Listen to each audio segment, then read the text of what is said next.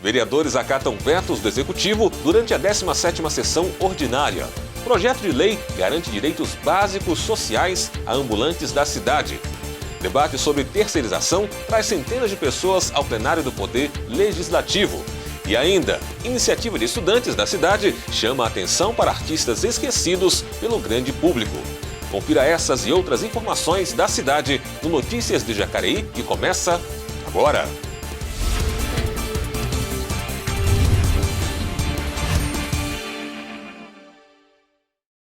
Olá! Os projetos que tratavam do combate ao desperdício de água em Jacareí e da obrigatoriedade de supermercados e agências bancárias reservarem espaço no estacionamento para bicicletas foram vetados pelo prefeito da cidade. Além da manutenção dos vetos, os vereadores aprovaram 3 propostas e adiaram a votação de outros 2 projetos. Confira como foram as votações no resumo da sessão. Dos 7 processos que constavam na ordem do dia da 17ª sessão ordinária, 5 foram aprovados pelos parlamentares. As discussões sobre os outros 2 projetos foram adiadas para as próximas sessões. O primeiro processo aprovado deu nome à rua Ubirajara Barreto Delap, antiga Rua 10 no bairro Rio Abaixo. A homenagem foi de autoria do vereador Fernando da Ótica Original. É uma coisa maravilhosa oferecer essa denominação de rua por uma pessoa que contribuiu tanto com o nosso município. Felizes com a homenagem, os familiares comentaram o acontecimento. Olha, acho que foi bastante justa, bastante emocionante e não sei se foi feito justiça pela pessoa que foi e pelo que ele fez por esse município. Só agradecer à Câmara, né, e à TV Câmara e os vereadores pelo reconhecimento e a justiça que foi feita e essa homenagem ao meu pai. Obrigado. Os 2 processos seguintes trataram de vetos do prefeito Hamilton Mota a projetos recentemente aprovados pela Câmara. O primeiro dispunha sobre a proteção de águas tratadas pelo Serviço Autônomo de Água e Esgoto. O segundo obrigava a criação de estacionamento para bicicletas em supermercados e bancos. Os 2 vetos foram mantidos por unanimidade. Também foram aprovadas alterações no Estatuto e Plano de Carreira e Remuneração do Magistério do município de Jacareí. A vereadora Rose Gaspar comentou o assunto. Este projeto de lei enviado pelo prefeito para esta casa e que nós acabamos de aprovar, nada mais é que uma alteração do plano de carreira do magistério municipal, algumas adequações que têm que ser feitas para que ninguém seja prejudicado. Aquele que quiser migrar do Estatuto Municipal para o plano de carreira, ele vai ter todas as garantias. Então, são alterações, modificações de redação, de adequação ao plano mesmo. Na realidade, nós da Comissão de Educação, Esporte e Lazer, nós tivemos uma reunião com a comissão que elaborou o plano de carreira e ela estava 100% de acordo com essas modificações. Outro projeto discutido em plenário foi a proposta do vereador José Francisco, que pretende proibir a utilização de alimentos geneticamente modificados na merenda escolar das unidades de ensino municipais. Esse projeto ele tem por iniciativa, ponto fundamental, melhorar a qualidade da alimentação das crianças da nossa rede pública municipal. Até porque nós já temos precedente, tive pesquisando e tive vendo várias outras cidades que aprovaram esse projeto. Inclusive, uma das cidades foi aprovada pelo Executivo e as demais pelo Legislativo. A pedido do vereador Edgar Sazaki, a discussão sobre a proposta foi adiada. A lei está meio confusa. Por que ela está meio confusa? Não é que está confusa, tá? O fato dela não ter assim uma definição no caso. Por exemplo, questão dos transgênicos. Existe ainda muita discussão em cima disso. Não tem certeza cientificamente, não existe uma certeza em si. Tá? E outra, foi aprovado no dia 28 de abril desse ano, no Congresso, na Câmara Federal, um projeto de lei que fala que não vai haver mais a necessidade de colocar o símbolo dos transgênicos nos rótulos dos produtos. Agora, se não houver essa obrigatoriedade, Como é que você vai fiscalizar, porque você não vai conseguir identificar se é transgênico ou não? Incluído também na ordem do dia, o projeto de resolução que dispõe sobre a declaração de idoneidade para licitações ou contratações pela administração pública. O projeto, de autoria do vereador Edinho Guedes, foi aprovado pelos parlamentares. O projeto ele busca aprimorar as ferramentas de controle de qualidade da administração pública, que compra produto, compra serviço, e quando as empresas não cumprem o acordado na questão da qualidade, elas são penalizadas pela lei. E atualmente, quem aplicava essa penalidade não era o Poder Legislativo, tinha que passar para o Poder Executivo, que não acompanhou o processo. Então agora, a partir desse projeto de resolução, o próprio Poder Legislativo, que conduz a fiscalização da qualidade do serviço que ele contrata, que ele compra, é ele que aplica a penalidade, corrigindo aí uma lacuna que nós tínhamos no procedimento administrativo. Traduzindo essa declaração, coloca a empresa numa ficha suja. Ou seja, ela ganhou a licitação, deu o menor preço, mas não entregou com a qualidade que merecia. Quando ela recebe essa penalidade, ela não pode vender para outro órgão público, protegendo, né, as cidades, os municípios de contratar maus prestadores de serviço. O sétimo e último item discutido foi a proposta do prefeito Hamilton Mota de alterar a lei que estabelece condições para a outorga onerosa do direito de construir. O fato acontece quando um proprietário quer construir além do limite estabelecido pelo município e, para isso, paga uma multa para regularizar a obra. A discussão do projeto foi adiada para a próxima sessão. Cerca de 40% da população adulta brasileira tem algum tipo de doença crônica. Mas você sabe o que é uma doença crônica? Como são as condições de vida dessas pessoas? Vamos saber mais sobre esse tema na matéria de Ícaro Leal. Elas podem ser silenciosas e se desenvolverem lentamente, sem as pessoas perceberem. Olhando para a multidão, é difícil indicar visualmente alguém que tem alguma doença crônica. Doença crônica são aquelas doenças em que não tem um curto período de cura. São doenças longas, de longa duração, em que o paciente faz o tratamento e ele vai melhorar os sintomas, mas não são curados. São doenças caracterizadas, então, por um tempo indeterminado de tratamento. As doenças crônicas não transmissíveis são responsáveis por mais de 72% das causas de morte no Brasil. Segundo dados da Pesquisa Nacional de Saúde, cerca de 40% da população adulta brasileira sofre com pelo menos um tipo de doença crônica.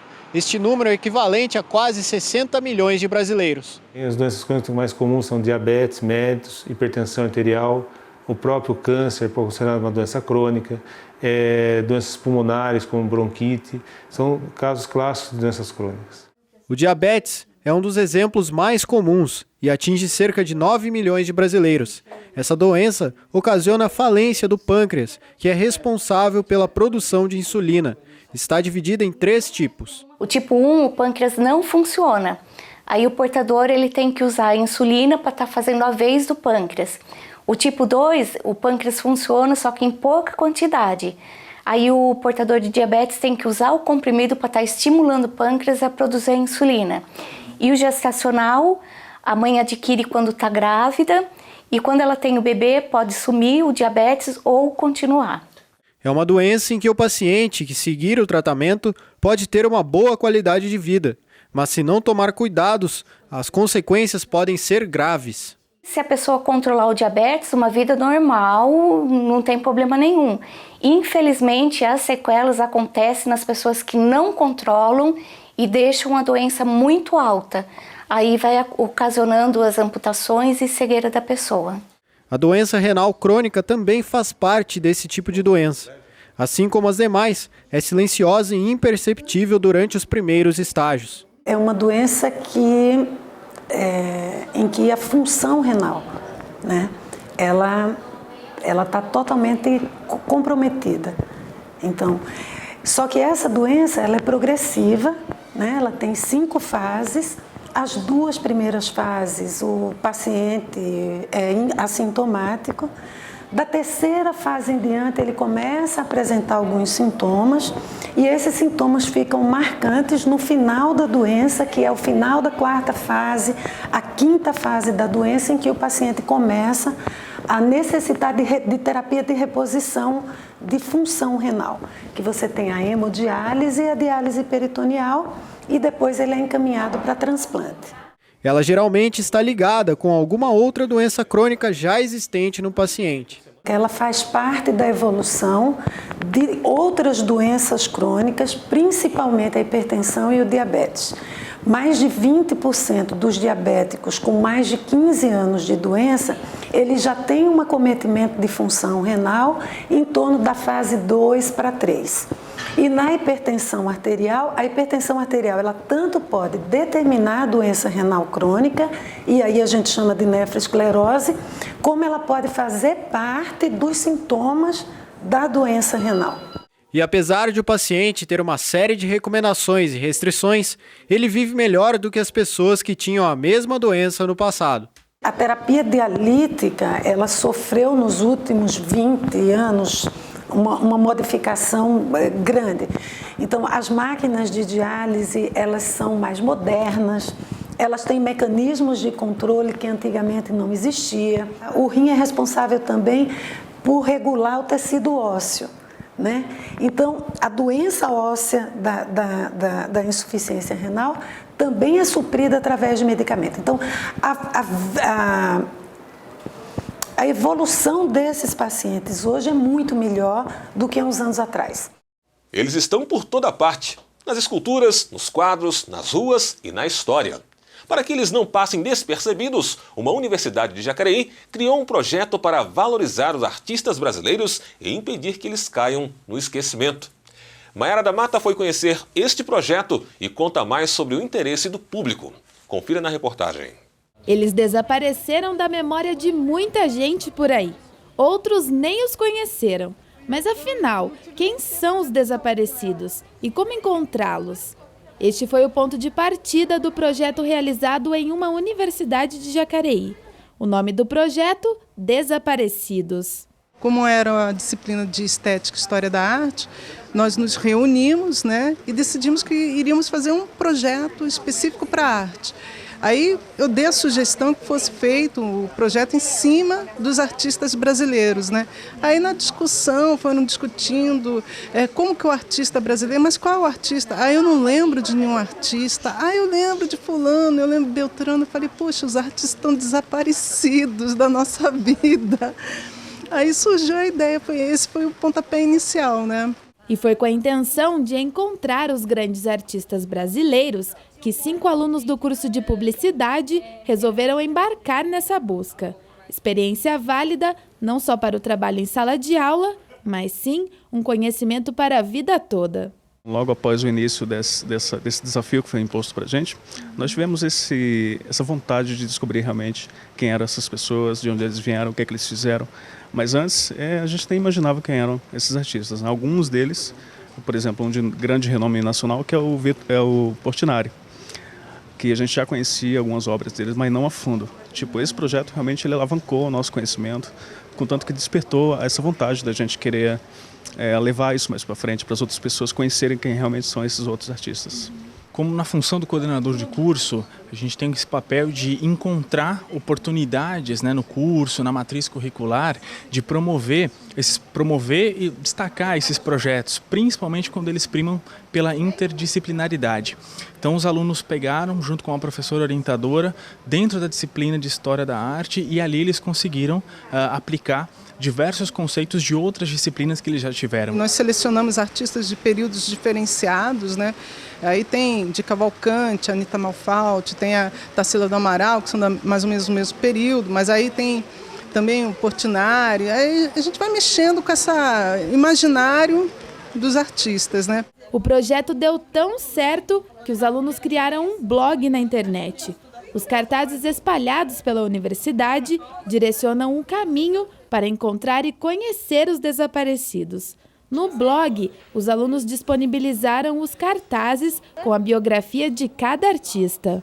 A criação do blog em si foi uma coisa bem simples, né? Nós juntamos os nomes, as informações das pessoas e quisemos a partir disso aí criar um impacto, criando os cartazes com a legenda de procurados, ou no caso, a princípio seria procurados, mas a gente associou que ficaria um pouco pesado, né, o termo procurado, e depois deixamos como desaparecidos, que sairia um pouco mais, soaria melhor, e as pessoas teriam mais curiosidade em descobrir realmente quem eram as pessoas que estavam desaparecidas do cenário. Desde que o site foi lançado oficialmente, a visitação só tem aumentado. Então eu acho que a curiosidade das pessoas foi muito grande também, né?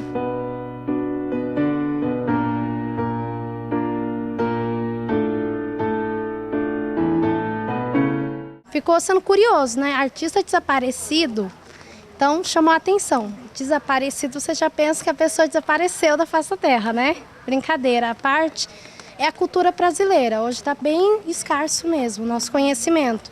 E é sempre bom estar puxando aquele artista que ajudou na nossa cultura brasileira. Desprezar a arte é desprezar o conhecimento.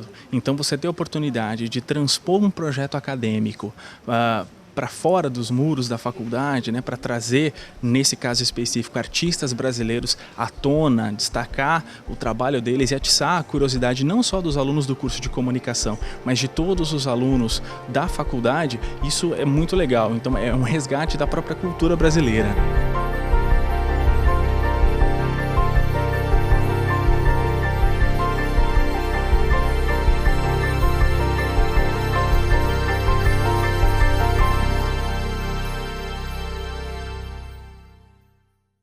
No próximo bloco você confere. Comissão de Finanças e Orçamento da Câmara discute metas fiscais em audiência pública na Câmara. Veja também, abertas as inscrições para o Enem 2015. O Notícias de Jacareí volta em instantes.